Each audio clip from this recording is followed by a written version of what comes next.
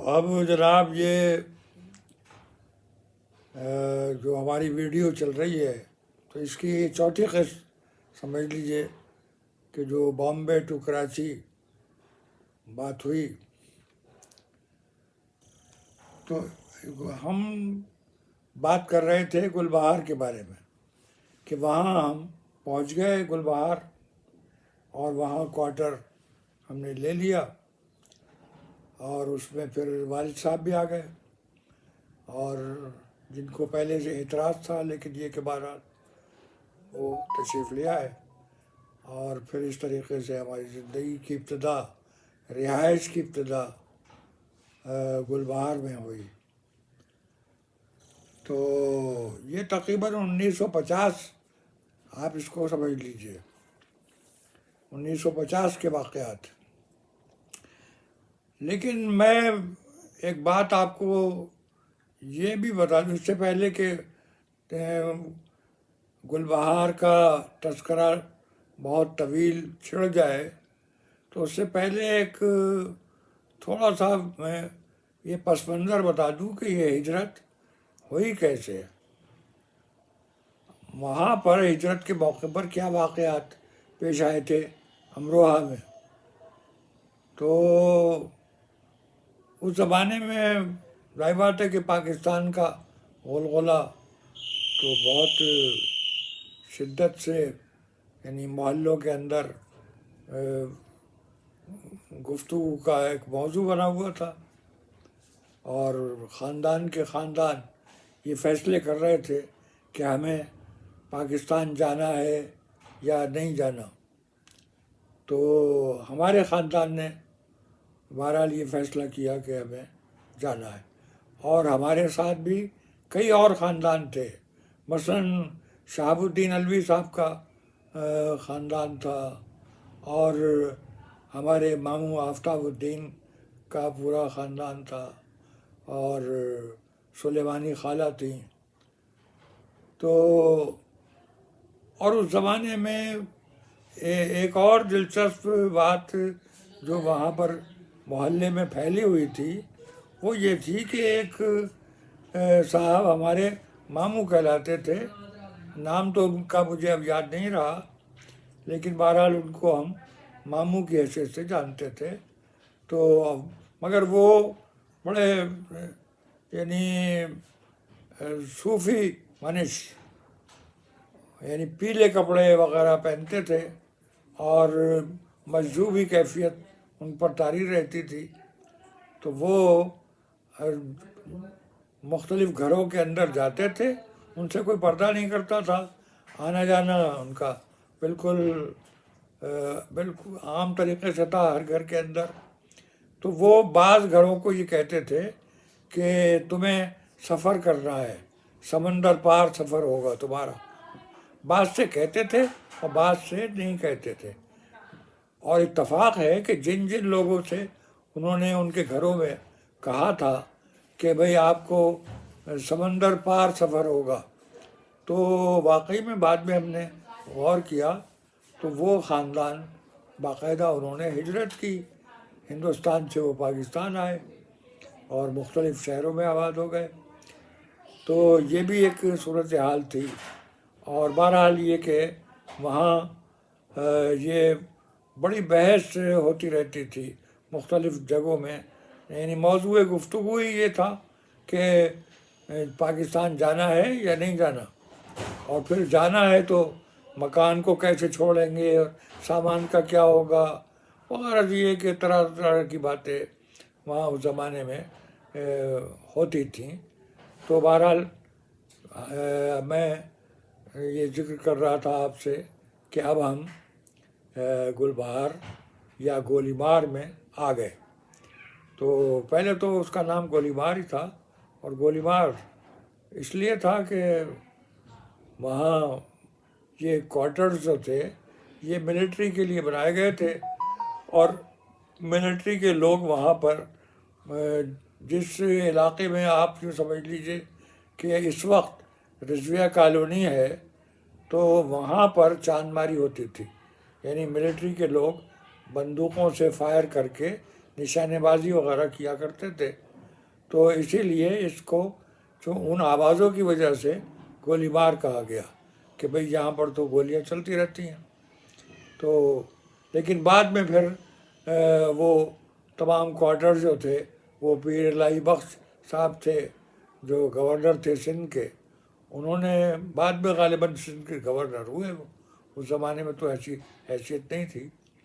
تو بہرحال انہوں نے خرید لیے، اور اس کے بعد پھر حکومت نے پیر الہی بخش سے قائد اعظم فنڈ کے ذریعے یہ کوارٹر مہاجرین کے لیے خرید لیے، یعنی اور مہاجرین کو فری تقسیم کر دیے. تو یہ میں آپ کو بتا چکا ہوں کہ ہم کس طریقے سے وہاں پہنچے تھے اور کیسے وہ کوارٹر خالی پڑے ہوئے تھے. تو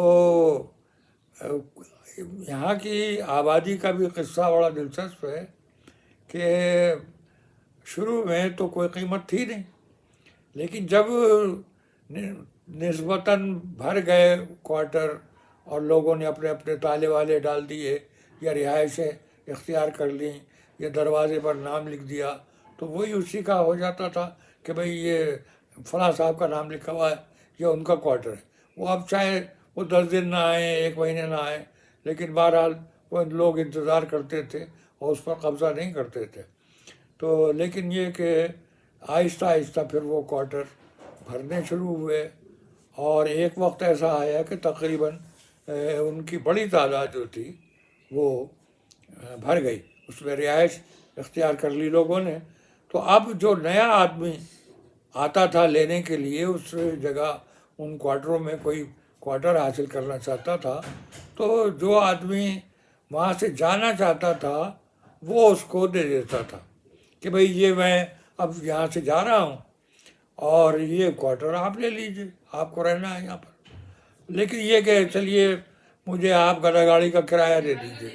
تو وہ 5 روپے 6 روپے 10 گدا گاڑی کا کرایہ ان کو دے دیتے تھے، اور اس طریقے سے وہ کوارٹر ان کا ہو جاتا تھا.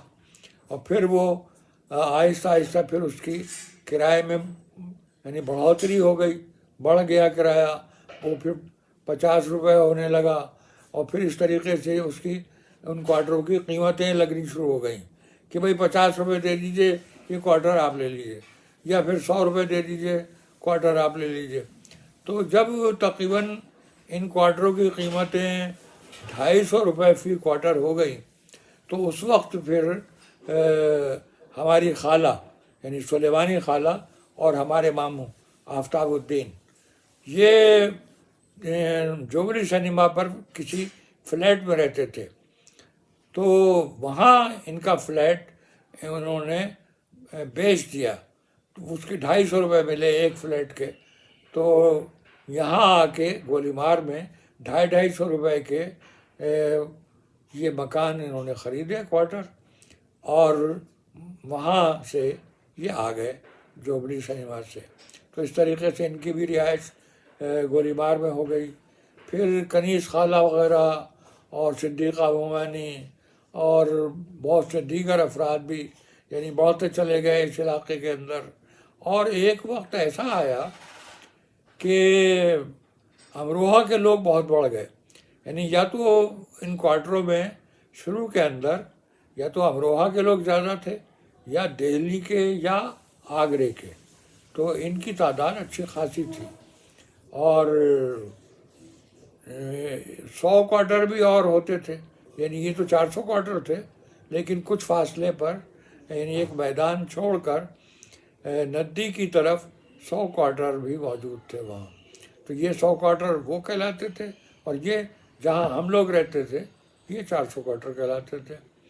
تو یہاں یہ رہائش بڑھانی شروع ہو گئی، اور ایک وقت ایسا آیا کہ جب امروہہ کے لوگ زیادہ ہو گئے، امروہہ کیا بلکہ یوں کہیے کہ محلہ پیرزادہ کے جو لوگ تھے سید اور رضوی، وہ ان کی اچھی خاصی تعداد ہو گئی کہ نواب الدین خالو میاں اور صاحب حکیم شریف صاحب اور یعنی کنیز خالہ اور اسرار ماموں جو پیارے ماموں کہلاتے تھے. تو انوار حیدر، سرکار حیدر، یہ سب لوگ جو ماموں ہمارے تھے، یہ ان کی تعداد بڑھتی چلی گئی. اور پھر ایک دن ہمارے بڑے بھائی صاحب قیصر رضوی، نقی حسن قیصر رضوی، تو ان کو یعنی یہ مذاق کیا سوجا، بلکہ بعد میں تو پھر وہ بہت ہی سنجیدگی کے ساتھ اس کام پر عمل ہوا کہ انہوں نے ایک دن ایک دیوار کے اوپر رنگ سے اور برش سے بجائے پیر آباد کے پیر زادہ اسٹریٹ لکھ دیا، کیونکہ یہ علاقہ پیر آباد بھی کہلاتا تھا. یعنی گولی مار تو تھا ہی، لیکن پیر آباد بھی کہلاتا تھا کیونکہ پیر الہی بخش کالونی، پیر الہی بخش صاحب سے یعنی یہ خریدے گئے تھے قائد اعظم فنڈز کے لیے، تو یہ گولی مار پیر آباد کہلاتا تھا. تو بھائی صاحب نے بجائے پیر آباد لکھنے کے پیر زادہ اسٹریٹ لکھ دیا. تو بہت سے لوگوں نے محلہ پیر زادہ کہنا شروع کر دیا ہے اس علاقے کو، چونکہ یہاں ہم لوگوں کی تعداد یعنی جو خاندان سادات رضویہ امروہہ سے تعلق رکھتے تھے تو ان کی اچھی خاصی بڑی تعداد ہو گئی تھی، اور یہ پیر زادہ اسٹریٹ بھی اچھی خاصی مشہور ہوئی. اور بعد میں تو پھر کچھ عرصے کے بعد ہمارے جو سجادہ نشین تھے، پہلے سجادہ نشین یعنی سید جمیل حسین رضوی، تو وہ چونکہ وہاں بندر روڈ کے قریب ایک اسلم روڈ تھا، وہاں رہتے تھے. اور حاجی شریف احمد صاحب ماموں جو تھے وہ بھی وہیں پر رہتے تھے، راجکوٹ بلڈنگ اسلم روڈ پر. تو یہ لوگ بھی پھر جب آ گئے گولی مار آ گئے، اور حاجی صاحب تو خیر فردوس کالونی میں چلے گئے، سامنے والی جگہ جو تھی وہ باقاعدہ فردوس کالونی کے نام سے مشہور ہو گئی. یعنی آبادیاں بڑھتی چلی گئیں، رضویہ کالونی بنی ہمارے سامنے، فردوس کالونی بنی، ناظم آباد یعنی بنا پورا، اور باقاعدہ اس کی 2.5 روپے گز کے حساب سے ناظم آباد کی زمین ہمارے سامنے بھی کی. تو یہ آبادیاں قریب کی تھیں، اور وہاں پر حاجی شریف احمد صاحب نے باقاعدہ زمین لے کر کوٹھی بنوائی اپنی. اور یہاں پر ہمارے سجادہ نشین سید جمیل حسین رضوی صاحب، تو وہ پورے خاندان کے ساتھ یہاں آئے، اور اس طریقے سے بڑی رونق ہو گئی پورے علاقے کے اندر. اور پھر اگرچہ وہ پہلا عرس تو وہیں ہوا تھا، یعنی اسلم روڈ پر ہوا تھا، شہاب بند صاحب کا عرس، وہ چونکہ وہاں پر تھے، وہ سجادہ نشین بھی وہیں تھے، اور حاجی شریف احمد صاحب بھی وہیں تھے، اور زیادہ آبادی مارٹن کوارٹرز میں تھی. تو یہ پہلا دوسرا عرس تو وہیں ہوا. لیکن جب یہ جمیل حسین رضوی صاحب سجادہ نشین ہمارے جب گولی مار میں آ گئے، تو پھر عرس شریف جو تھا وہ گولی مار میں ہونے لگا. باقاعدہ ہمارے گھر کے سامنے ٹینٹ لگتا تھا، اور بہت بڑی یعنی آبادی اس میں شریک ہوتی تھی، سارے خاندان کے لوگ شریک ہوتے تھے. اور جو لوگ مارٹن کوارٹرز وغیرہ میں رہتے تھے یا دور دراز سے رہتے تھے، تو وہ سب اس کے موقع پر یہاں آتے تھے اور شریک ہوتے تھے. ہمارے گھر میں بھی مہمانوں کا سلسلہ رہتا تھا، یعنی رات میں خواتین ہمارے گھر رہتی تھیں اور بچے یہیں پر ہوتے تھے. تو ان کو بڑی آسانی تھی، کیونکہ ہمارے مکان بھی بڑا تھا نسبتاً، تو ہم نے برابر والا مکان بھی خرید لیا تھا. تو اس طریقے سے 2 کوارٹرز تھے ہمارے پاس. تو یوں سارے لوگ اور ساری خواتین جو تھیں وہ یا تو ہمارے گھر میں آ جاتی تھیں مہمانی کے طور پر، اور یا پھر سامنے چندو آپا رہتی تھیں، یعنی سید شریف حسین رضوی، ان کے مکان میں بھی رونق ہوتی تھی، اس لیے کہ وہاں بھی خواتین رات میں ٹھہرتی تھیں تو عرس کے موقع پر. تو اس طریقے سے یہ عرس بھی ہونے لگا اور رہائش میں بھی ترقی ہوئی، لوگوں نے بھی یہاں یعنی باقاعدہ کچھ بہتری کی صورتیں نکالیں، مکان بھی کچھ اپنی ضرورت کے مطابق اس میں تبدیلیاں ہونے لگیں. لیکن بہرحال شروع میں بہت دقتیں تھیں اس علاقے میں، رہائش کی اتنا آسان تھا نہیں، اس لیے کہ پانی کا مسئلہ تھا. پانی گھر گھر تو نہیں آتا تھا، پانی کا ایک نل لگا ہوا تھا پوری آبادی کے اندر، اور اسی سے تمام لوگ جو تھے وہ پانی بھرتے تھے. یعنی اپنے اپنے برتن جو تھے وہ لائن میں لگا دیے جاتے تھے، اور جب جیسے جیسے جس کا نمبر آتا جاتا تھا ویسے ویسے وہ چاہے بالٹی ہو یا کوئی پتیلی ہو یا کوئی ڈرم ہو یا کوئی اور پانی لے جانے کا یعنی برتن ہو، تو وہ سب لائن میں لگے ہوئے ہوتے تھے، اور آہستہ آہستہ وہ لائن کھسکتی رہتی تھی. تو اس میں ایک لطیفہ یہ بھی ہے کہ منظور بھائی وہیں پر رہتے تھے. یہ استجاب احمد صاحب کے جو صاحبزادے تھے، منظور بھائی، برغوب بھائی وغیرہ، یہ لوگ تھے. تو یہ ان کی ابھی شادیاں بھی نہیں ہوئی تھیں، تو یہ سب لوگ اکیلے رہتے تھے، اور جوانوں کا گڑھ تھا یہ منظور صاحب کا مکان. تو وہ اپنے پانی بھرنے کے لیے ایک دیگ استعمال کرتے تھے، یعنی ایک بڑی دیگ ان کے پاس تھی. تو وہ لطیفہ اس میں یہ ہوتا تھا کہ جب وہ لائن میں لگی ہوئی دیگ آہستہ آہستہ کھسک کھسک کر یعنی نل کے قریب ہوتی جاتی تھی، اور پھر ایک وقت ایسا آتا تھا کہ جب وہ نل کے نیچے رکھ دی جاتی تھی اپنی باری پر، تو پھر بڑے زور سے شور مچتا تھا تمام لوگوں میں کہ بھئی دیگ لگ گئی. یعنی دیگ لگ گئی کا مطلب یہ کہ اب سارے لوگ اپنے اپنے گھر کو چلے جائیں اور 2 گھنٹے کے بعد آئیں، اس لیے کہ اب یہ دیگ 2 گھنٹے میں بھرے گی. تو جب یہ بھر جائے گی تو پھر کسی اور دیگر لوگوں کا نمبر آ سکتا ہے. تو یہ بھی ایک سلسلہ تھا کہ دیگ لگ گئی، اور بڑا شور اور نعرہ ہوتا لگتا تھا. تو بہرحال یہ پانی کا سلسلہ تھا. پھر پانی کے لیے ایک سیمنٹ کی ایک بہت بڑی ٹنکی بنائی گئی، پھر اس کو ٹینکرز وغیرہ آتے تھے ان سے بھرا جاتا تھا. پھر وہ پانی بہشتی لوگ جو تھے وہ گھر گھر پہنچاتے تھے، یعنی ایک آنا مشق کہلاتی تھی وہ.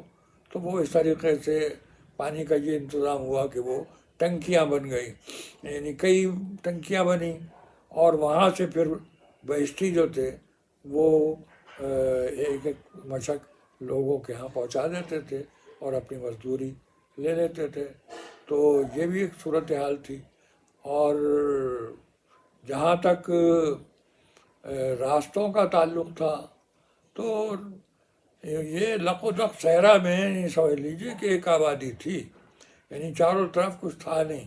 بعد میں یہ سب کالونیاں، یعنی نازم آباد ہے، رضویہ کالونی ہے، یا فردوس کالونی ہے، یہ سب ہمارے سامنے بنی.